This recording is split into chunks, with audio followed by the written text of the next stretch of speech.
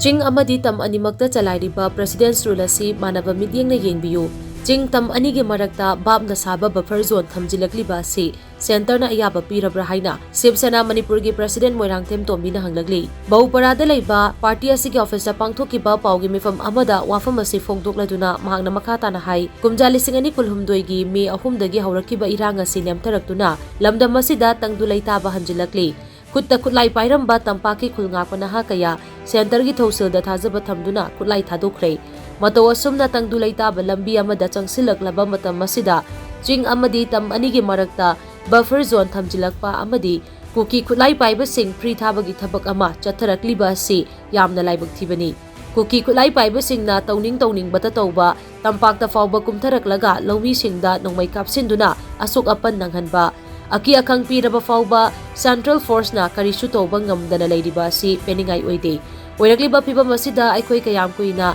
khangduna laykigani haibasi achobo wahang ama oirakli. Maramaduna kuki sing na buffer zone thamjilakpa sida center na AYABA pibiganu. Manipur manungda state within state theory chalaiduna divide and rule tawbiganu. Buffer zone haibasi laybak anigi marakta layba no man's land ga chap manay. Manipur manungda international boundary line chingba yaroi haina mahakna phongdokhi. Athuma tamda akhoi magic numbers hojik BJP ki magic number leibani government semba yabani leader ama khanbiraga madu athuma tamda popular government am sembiraga hojik Manipur da leiriba sahi ahum sujal aba anim kha sujal aba IDP singi awaba sing